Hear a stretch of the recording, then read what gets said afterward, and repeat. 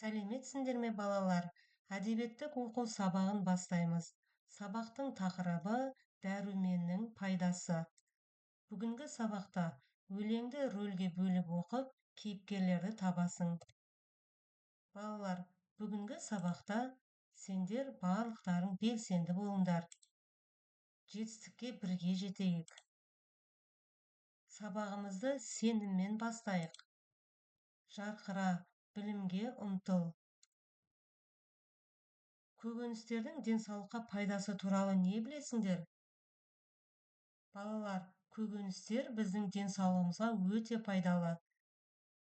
Олар бізге күш-қуат береді, бойымызды өсіреді, ауырмауға көмектеседі.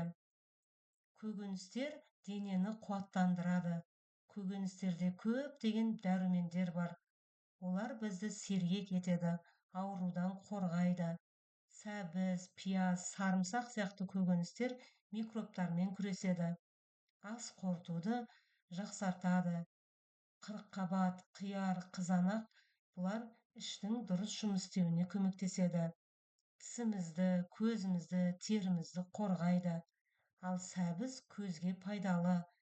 Қияр теріні әдемі етеді. Біздің иммунитетімізді күшейтеді. Көкөністерді жиі жесек, сирек ауырамыз. Яғни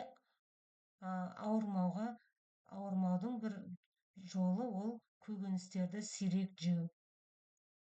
Көкөністерді қалай жеу керек? Тамақ алдында міндетті түрде көкөністерді жуу керек. Сондықтан да күнде біз көкөніс жеуге тырысайық. Оны шикідей де пісіріп те жеуге болады.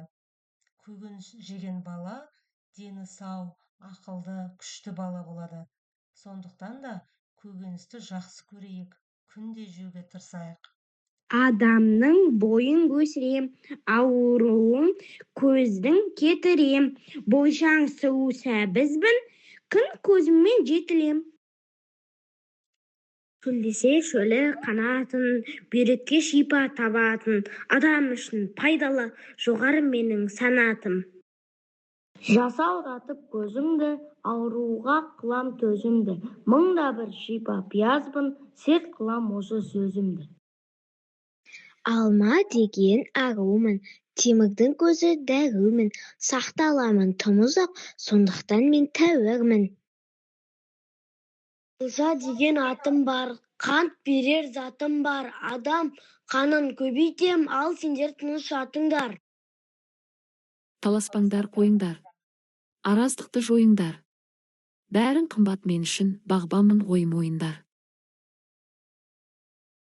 Балалар, сендер көкөністер мен жемістердің айтысын тыңдадыңдар.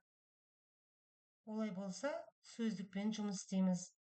Яғни, мұнда темірдің көзі дәрумін деп бізде алма айтты.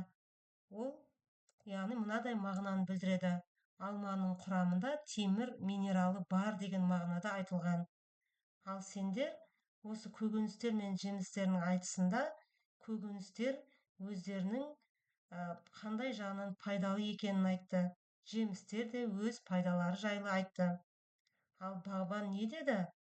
Бағбан, бұндай араздықты қойыңдар. Барлығың мен үшін қымбатсыңдар. Сондықтан да мен үшін барлығың қымбат болғандықтан сендердің пайдалы екендеріңізді мойындаймыз деп жатыр. Анықта. Кейіптеу тәсілімен суреттелген кейіпкерлерді ата. Яғни, көкөністер мен жемістер айтысында кейіптеу тәсілімен суреттелген кейіпкерлерді атап көрейік. Бұл алма, бұл пияз, ал мынау қарбыз, бұл сәбіз, бұл қызылша. Жұмбақты шеш, оның суретін сал. Бұл не деген көп киім, 70 қабат көк киім. Жаңбыр одан өтпейді, қабат-қабат тоны бар, түймелеуге жетпейді. Бұл не балалар? Бұл 40 қабат, немесе орам жапырақ деп атаймыз. Олай болса, осы орам жапырақтың суретін салыңдар. Сендер мынаны білгендерің жөн. Жылдың кез келген уақытында адам ағзасына дәрумен қажет. Дәруменді жеміс-жидек пен көкөністен аламыз. Сендер экраннан қандай суретті көріп тұрсыңдар? Сурет бойынша ойыңды қорытып айтып бер. Яғни сендер жеміс-жидектерді көріп тұрсыңдар. Жеміс-жидектер дәрумендерге өте бай. Дәрумендер адам ағзасының барлық мүшелері мен жүйелерінің дұрыс жұмыс істеуіне, күшті иммунитетті қамтамасыз етуге керек. Табиғи дәрумендердің негізгі көздері жемістер мен көкөністер. Мысалы, А дәрумені көздің көру қабілетін жақсартады, иммунитетті жоғарылатады, теріні жақсартады, шаш пен тырнағымызды нығайтады және өсіреді. А дәрумені сәбізде, авокадо, брокколи, тәтті бұрышта, асқабақта, картопта болады. Ал С дәрумені ол цитрустық жемістерде болады. Сонымен қатар ақ қырыққабатта, шабдалыда, құлпынайда, бақша құлпынайында, жидектер мен, яғни жидектердің ішіндегі таңқурай мен қарақаттың жапырақтарында С дәрумені кездеседі. Ал Д дәрумені енді сүйегі қатайып келе жатқан жас балаларға беру қажет. Олар жас балалардың сүйегін қатайтады. Д дәрумені көкөністерде көп кездеседі. Е дәрумені ол сұлулық дәрумені деп аталады. Өйткені дененің сау келбеті мен шаштың табиғи жарқырауына жауап береді. Сонымен қатар миымыздың жақсы жұмыс істеуін қамтамасыз етеді. Жүйке жүйемізді қалыпқа келтіреді. Яғни Е дәрумені ол біздің денемізді жақсартуға әсер етеді. Е дәрумені жасыл көкөністерде болады. Ал В дәрумені жүйке жүйесін қалыпқа келтіреді. Депрессияны болдырмауға көмектеседі.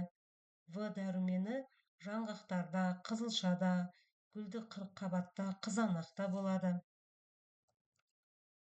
Балалар, сендер экраннан нені көріп тұрсыңдар? Лимонды, сәбізді және қызанақты көріп тұрсыңдар. Лимон бізге сонау Үндістан мен Қытай жерлерінен келген екен. Оның құрамында С дәрумені бар. Лимон иммунды жүйені жақсартып, түрлі ауруларға тосқауыл болады. Лимон ағзадан қажет емес кір қоқыстарды шығаруға көмектеседі. Ал сәбіз ағзаға өте пайдалы көкөніс. Ол көз ауруларына, жүрек тамыр ауруына, салқын тиген кезде пайда болатын ауруларға, жүйке жүйесінің бұзылуларына пайдалы. Сонымен қатар бүйрек ауруларын да жеңуге жақсы көмектеседі. Қызанақтың құрамында адамның организміне пайдасы мол В1, В2, В5, В6, А, Е, С дәрумендері бар. Қызанақты үнемі пайдалануымыз керек. Ол біздің иммундық жүйемізді нығайтады, жүрек қызметімізді жақсартады, ас қорытуды реттейді. Мысалы, қызанақты ара шаққанда, дене күйіп қалған кезде екіге бөліп басса, ара оны денеге жаймайды және күйіктің ыстығын алады. Міне осындай пайдалары өте көп. Балалар, бүгінгі сабақ сендерге қызықты болды ма?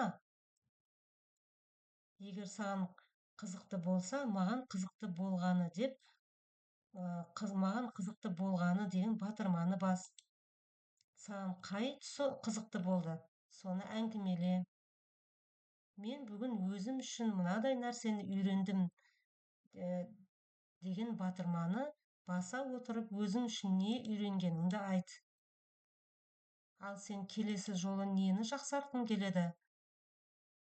Сол жақсартатын нәрсеңді ұстазыңа кері байланыс жасап айт. Және нені жақсартамын деген батырманы бас. Балалар, бүгінгі сабақ сендерге түсінікті деп ойлаймын. Сау болыңдар.